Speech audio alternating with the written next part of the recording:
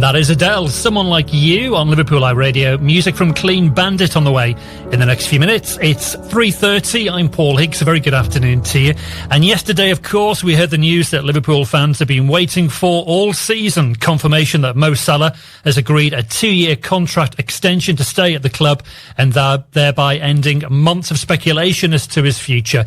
It's good news for Reds. Let's get some reaction now from Adam Smith, lifelong Red, who writes a blog on all things Liverpool called andcouldheplay.com. Adam, it's good to talk to you, and good news this week for Liverpool fans. Hi Paul, yeah, nice to speak to you. Yeah, great news. Really, really positive. I think it's a real sign of intent from the club, and I think it puts to bed a lot of unrest maybe that's been swirling around the place regarding the big three, if you want to call them that. I think we've got a sense of what Trent Alexander-Arnold's going to do, and I think recently we've got more of a sense of Van Dijk as well. But to actually get the first one over the line, and one that is really important if you look at Liverpool's season so far, that no one has had as many goal involvements as Mo Salah. So to have him renew, and 2 years means we're not committed if he does start to look like he's dropping off the pace a little bit. We're not in it for in for too long or anything like that. So it's just a really good deal all round, I think. It is indeed, and I think a 2-year deal, as you say, for a man who will be 33 at the start of next season makes sense, doesn't it, because of his projected longevity in the game, despite the fact, Adam, that we should comment that this current campaign has actually seen Mo Salah produce his most productive campaign since his very first season at Anfield back in 2017. He scored 27 goals, 17 assists in just 31 Premier League appearances this season. And clearly that is why the fans were desperate for Mo Salah to stay. Yeah, I think you can't have a player in Mo Salah's form. And let's be clear, if we'd have gone on to win the Champions League, and obviously I'm more than aware we won't, but if we had, there would have been very little argument to say that he's not the best player in the world. And I think for him to do that at the age he's at just shows that he's pretty timeless, actually. And there are some players that get to be just about more than just what they can, how old they are and their ability to run. And Salah has almost reinvented himself this season into something entirely different. It isn't about his speed, it's about his speed of thought. And that means that even if defenders know what he's going to do, they can't do an awful lot about it.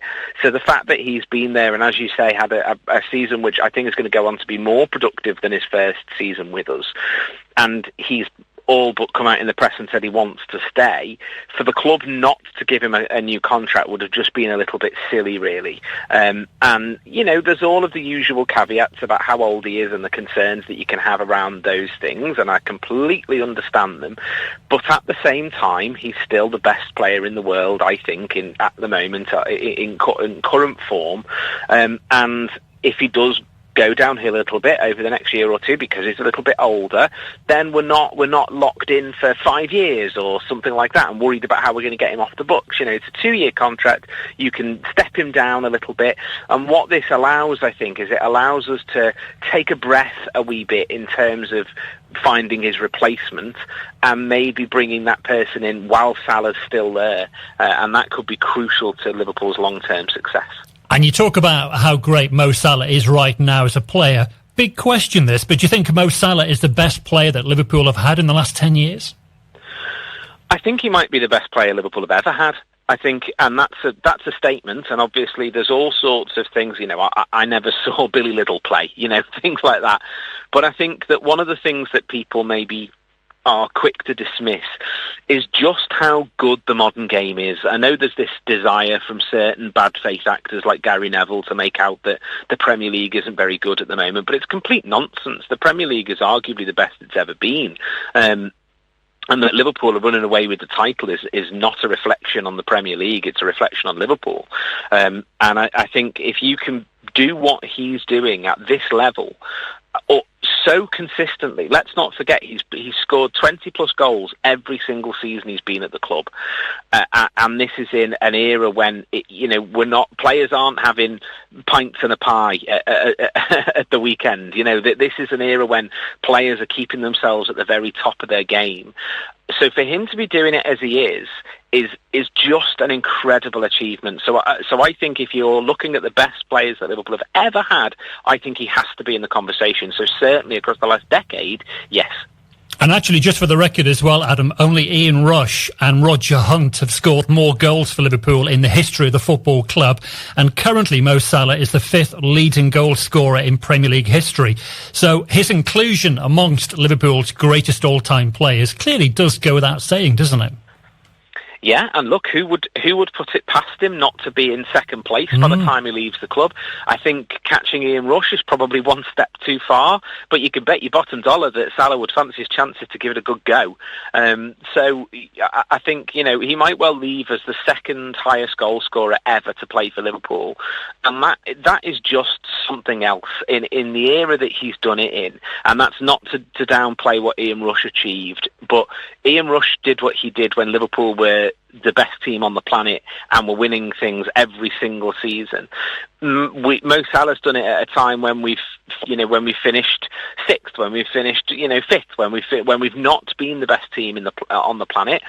He's been able to do it, and to, as I say, I think he will end up at least second in Liverpool's highest ever goal scorer, and he will probably climb the Premier League list as well of top goal scorers in the Premier League a few more places before the end of it. He's an incredible player, and we've been so lucky to get to watch him on a weekly basis. And we understand as well, Adam, that Mo Salah has not had to take a pay cut for this deal, so we believe that he will continue to earn upwards of £400,000 a week. But, he says that the reason for staying with Liverpool is that with Liverpool he has a chance to win more trophies and he can enjoy his football there more because, he says he still wants to win the Champions League with Liverpool again. He wants to win the Ballon d'Or. He is still clearly hugely ambitious, isn't he? Yeah, he does not want to go off into the sunset and just go quietly into that good night. He's not ready to just say, "Oh, I'm close to retired now." He believes that he can still achieve things at the top of the game, and it's great news for Liverpool Football Club that he believes he can do it with us. And I think he's right to say that because Arne Slot is going to win the Premier League at the first time of asking. That's an incredible achievement in and of itself. When you consider that he's doing that with what is effectively somebody else's squad, let's not forget the only player that he signed was Federico Chiesa, and I don't think he's used him all that much. I don't think he particularly... I think that was more of a Richard Hughes thinking there's just good value there in Chiesa rather than Slot thinking he's who I want.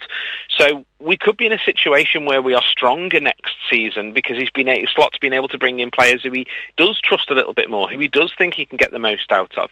So little wonder that Salah's looking at it and think, yeah, I'd like to win the Champions League. And we were favourites for it at one point this year, finished top of the group.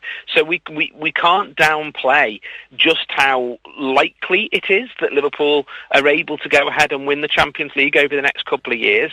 And if they were to do that, and Mo Salah were to continue to be a crucial part of the manner in which they've achieved it, then why wouldn't he be able to win the Ballon d'Or? It's not going to be Messi anymore. It's not going to be Ronaldo anymore. And everybody's looking around and saying, well, then who is it? And I think, unfortunately, you have to win the Champions League to be part of the conversation. But without that Champions League win, he's still the best player in the world on current form, in my opinion. Yeah, clearly no signs of Mo Salah slowing down. And one thing you alluded to before as well, Adam, is that this contract negotiation for Mo Salah was the one contract renewal that could have gone either way, because I think it's been felt for some time that Trent Alexander-Arnold was likely to move on. It's felt that Van Dijk was likely to stay. But with Mo Salah, we just didn't quite know, did we? No, I think the noises from the players' camp were very much that he wanted to stay. But I think we also know the way FSG have ran the club, the way that what used to be Michael Edwards and Richard Hughes has taken over the role, the way that they look at players. Age matters. Age is something they're going to look at and consider and make decisions over. and the fact that he is, as you say, going to be 33 at the start of next season. And look, anybody who's ever seen a picture of Mo Salah with his top off knows that he is in absolutely fine fettle. There's no, he doesn't look like me when I'm going to the beach. He's doing okay for himself. But we also know that the same thing was true of Cristiano Ronaldo.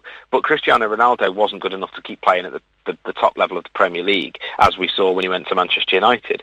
But Mo Salah, I think, is a different kettle of fish. And I think the way that he works, the way that he's adapted his game, the way that he's a team player, all of that matters. So I think it's one where, yes, people were looking at it and thinking it could go either way, but I think that was more because of whether the club were willing to give a new contract to somebody who was going to be 33, rather than Mo Salah saying he wanted to go somewhere else. I think his family is settled here, he's settled here, I think he loves the club, loves the area, and I think he's also more than aware that if he were to go to, for example, Saudi Arabia, although I would rather he didn't because of all the anti-sports washing reasons that I've spoken to you about in the past, but if he were to go to Saudi Arabia, he'd be able to do that as a 35-year-old, as a 36-year-old, and still, A, be able to make an impact there, but B, get the kind of money that he'd get now. So for him, I think there's no rush to say, I'll leave Liverpool. He wants to stay. He wants to stay at the top of the game. And Liverpool are going to be Premier League champions, so who else would you go and play for? Absolutely. And in terms of the other two, shall we say, we still await confirmation of Trent's move to Real Madrid. But I believe that next week it is likely, Adam, that we're going to hear that Virgil van Dijk has agreed to extend his stay at Anfield as well, potentially for another couple of seasons as well. We're likely to hear that in the next few days. And again, that would be more good news for Liverpool fans.